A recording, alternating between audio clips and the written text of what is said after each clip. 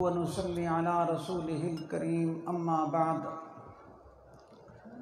فأعوذ بالله من الشيطان الرجيم بسم الله الرحمن الرحيم قد أفلح من زكاها صدق الله العظيم اللهم صل على محمد وعلى آل محمد كما صليت على إبراهيم وعلى آل إبراهيم إنك حميد مجيد اللهم بارك على محمد وعلى آل محمد كما باركت على إبراهيم وعلى آل إبراهيم إنك حميد مجيد۔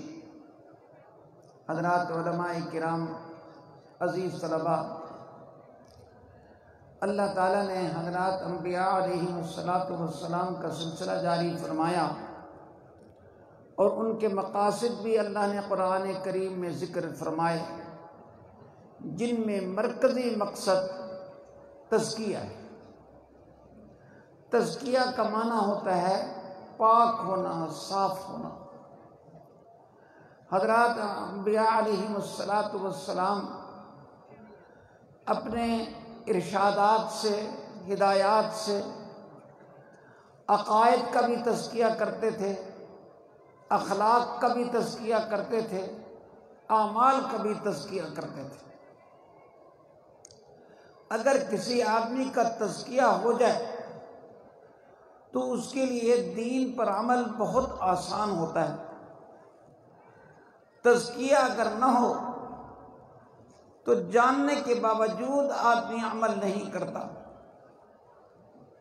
حضرات صحابہ کرام رضی اللہ تعالیٰ عنہ مجمعین کو اللہ پاک نے تزکیہ کی نعمت سے نوازا، اور قرآن پاک میں یوں ہے وَلَٰكِنَّ اللَّهَ حَبَّبَ إِلَيْكُمُ الْإِيمَانَ وَزَيَّنَهُ فِي قُلُوبِكُمْ وَكَرَّهَ إِلَيْكُمُ الْكُفْرَ وَالْفُسُوقَ وَالْعِصْيَانَ أُولَٰئِكَ هُمُ الرَّاشِدُونَ کہ اے ہم نشینان رسالت، اللہ نے ایمان کو مرغوب بنا دیا تمہارے لیے، مزین کر دیا تمہارے دلوں میں، اور کفر اور نافرمانی کی نفرت تمہارے دلوں میں ڈال دی، جس کا نتیجہ یہ ہے کہ اولئک ہم الراشدون کہ تم راشد بن گئے۔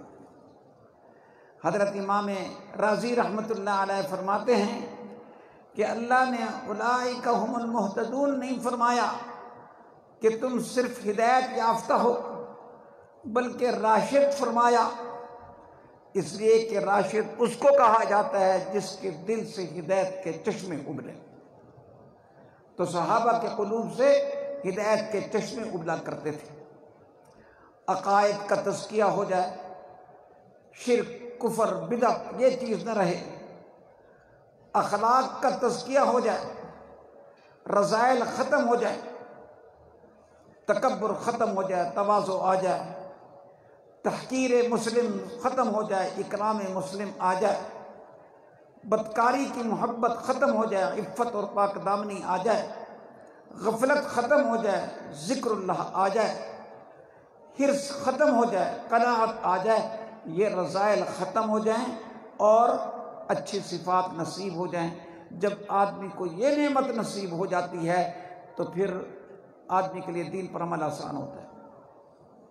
عزیز طلباء جو فارغ ہو رہے ہیں، آپ کے لیے ضروری ہے کسی متبع سنت، صاحب استقامت شیخ سے اپنا اصلاحی تعلق رکھیں تاکہ دین پر عمل آسان ہو۔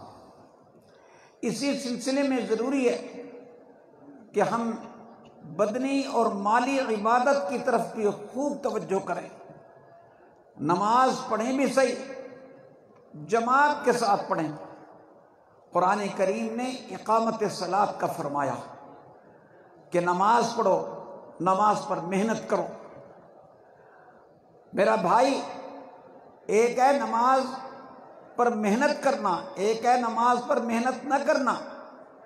اس بات کو اچھی طرح سمجھ لیں کہ محنت سے چیز کا درجہ بڑھ جاتا ہے۔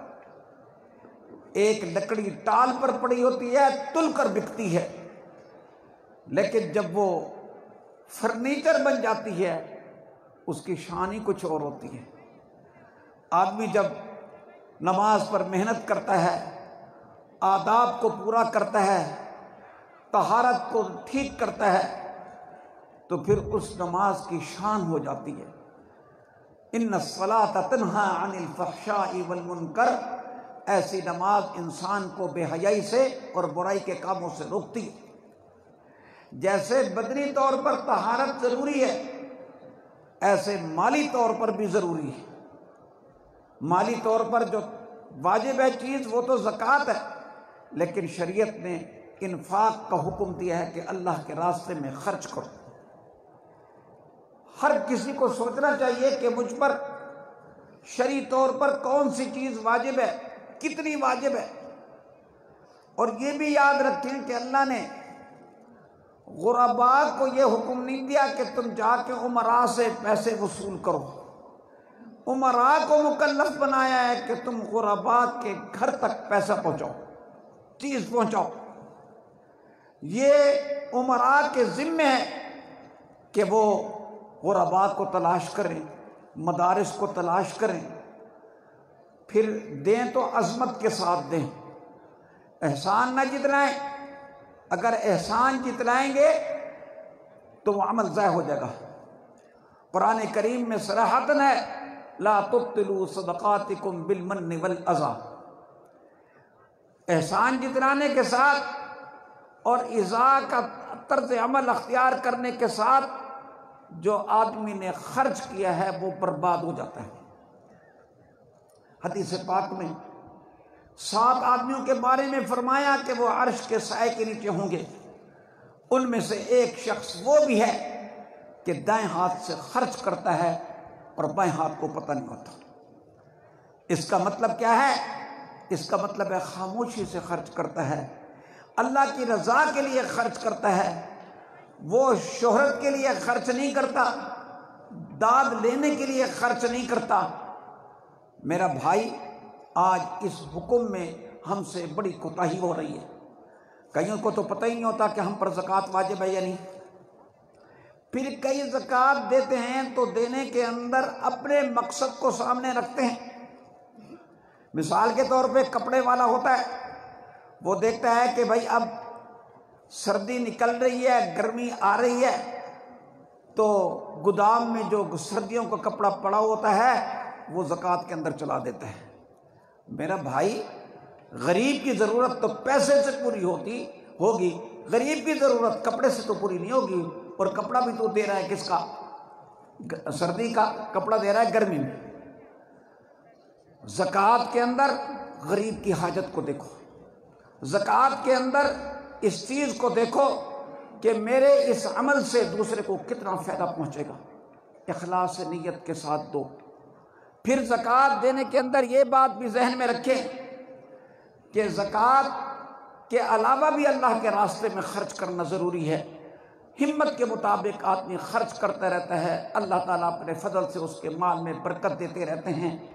یہ مدارس، یہ مساجد مستحق ہیں اس بات کے کہ ان کی مالی امداد کی جائے۔ اس سے انشاءاللہ العزیز آپ کے مال میں بھی برکت ہوگی اور ان کی بھی حاجت پوری ہوگی۔ اللہ تعالیٰ عمل کرنے کی توفیق عطا فرمائیں۔ وآخر دعوانا ان الحمدللہ رب العالمین۔ جزاک اللہ۔ یہ کہ